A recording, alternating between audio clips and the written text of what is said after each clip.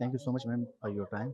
Ma'am data के ऊपर बात की गई और जो सबसे मेन प्रॉब्लम जो डिस्कस किया गया कि वो कह रहे कि डेटा तो हमारे पास है, लेकिन जो इशू आ रहा है वो डेटा ट्रांसलेशन में आ रहा है, डेटा एनालिसिस में। तो यही अगर आप इजी वर्ड्स में हमें थोड़ा एक्सप्लेन कर दें।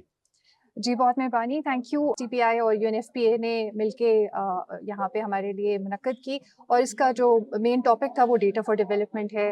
आपने जैसे कि क्वेश्चन पूछा है कि जी डेटा हमारे पास स्केर्स नहीं है, डेटा बहुत ज़्यादा है, बहुत जगहों पे है, लेकिन उसकी इंटरप्रिटेशन कैसे की जाए, उसको एनालाइज़ कैसे किया जाए? अब ये सबसे पहले तो मेरे ख़्याल से आप अगर इसका ज़ूम आउट करें या एक बर्ड व्यू लें, तो वो सबसे पहले देखना ज़रूरी ये है कि जी आपका डेटा कलेक्शन का पर्पज़ और यूज़ है क्या? क्या आप डेटा कलेक्ट कर रहे हैं रिएक्ट करने के लिए, रिस्पॉन्ड करने के लिए इंटरनेशनल आपके ड्यू डिलिजेंस की रिक्वायरमेंट्स को, कंप्लायंसेस की रिक्वायरमेंट्स को? क्या आप जो अपने अहदाफ हैं एसडीजीज़ के हवाले से उनके ऊपर रिपोर्टिंग के लिए सिर्फ डेटा कलेक्ट कर रहे हैं? तो उसका ज़ाहिर है यूज़ जो है वो उसके पर्पज़ को डिफाइन कर देता है। क्या आप डेटा इसलिए कर रहे हैं क्योंकि आपने अपनी मार्केट्स को ज़्यादा इंक्लूसिव बनाना है, एक्सेसिबल बनाना है, वल्नरेबल ग्रुप्स को आगे लेके आना है जिसमें ख़वातीन, यंग जो लोग हैं और ये होमोजेनियस ग्रुप नहीं है। ख़वातीन के अंदर भी एक एज कोहॉर्ट्स के हवाले से आप डेटा को डिसएग्रीगेट कर सकते हैं, आप अर्बन रूरल डिवाइड कर सकते हैं, आप उन ख़वातीन को अलग कर सकते हैं जो मैनेजरियल पोस्ट में हैं वर्सेस वो जो क्लेरिकल पोस्ट्स में हैं और उसके बेतहाशा और डेटा सेट्स बन सकते हैं। सो सबसे पहले तो इम्पॉर्टेंट ये है कि इसका तयन कर लिया जाए कि आपका डेटा का यूज़ और पर्पज़ क्या है। उसके बाद आप देखें कि जी डेटा एनालिसिस जो है हमने अवेलेबल डेटा को क्या हम ऑप्टिमली यूटिलाइज़ कर रहे हैं?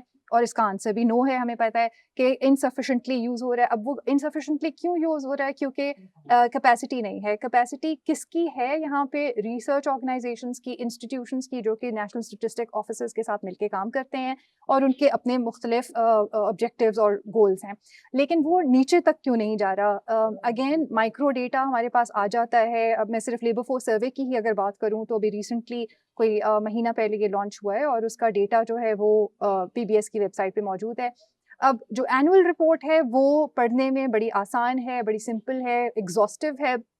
उसी को अगर यूज़ करना चाहें तो लेबर के इदारे, एंटिटीज़, वर्कर्स के नुमाइंदे उसको बहुत अच्छे तरीके से यूज़ कर सकते हैं डिसेंट वर्क के प्रमोशन के लिए, उसकी एडवोकेसी करने के लिए।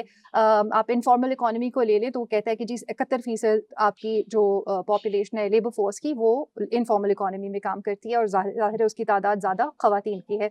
तो सिर्फ ये एक डेटा अगर आप ले लें और कहें कि जी इसके ऊपर एडवोकेसी की जाए कि इस इनफॉर्मेलिटी को फॉर्मलाइजेशन की तरफ कैसे लेके जाया जाए? क्या मौक़े ऐसे होने चाहिए जिसमें हम फॉर्मलाइजेशन की तरफ बढ़ सकते हैं और ख़वातीन को ज़्यादा मौक़े दे सकते हैं?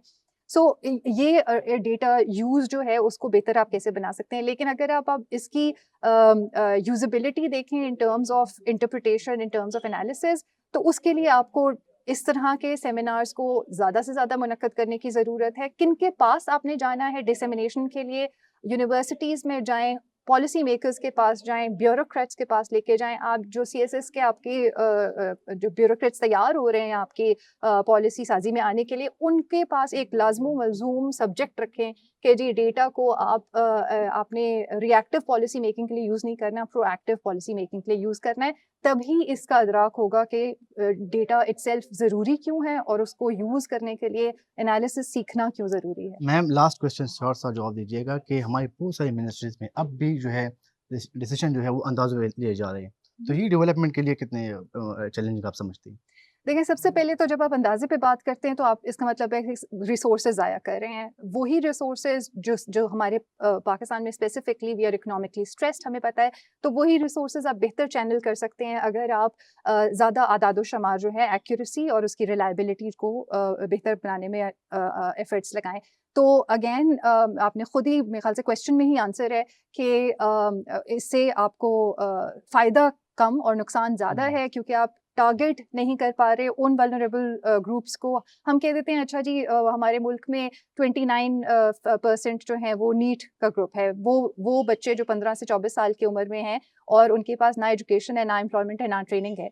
लेकिन अब हमने ये तो एक हमारे पास नंबर आ गया, लेकिन इस एज ग्रुप में भी कितनी ज़्यादा वेरिएशन, परम्यूटेशंस आप देखें, अर्बन रूरल डिवाइड क्या है, लड़कियों और लड़कों का आदाद-ओ-शुमार क्या है, उसमें वो कितने हैं जो 15 से 20 साल के हैं, वो कितने जो 20 से 29 साल के हैं, कितने हैं जो वर्किंग पॉपुलेशन का हिस्सा हैं और एक्टिवली लेबर ढूंढ रहे हैं, वर्क ढूंढ रहे हैं, ठीक है।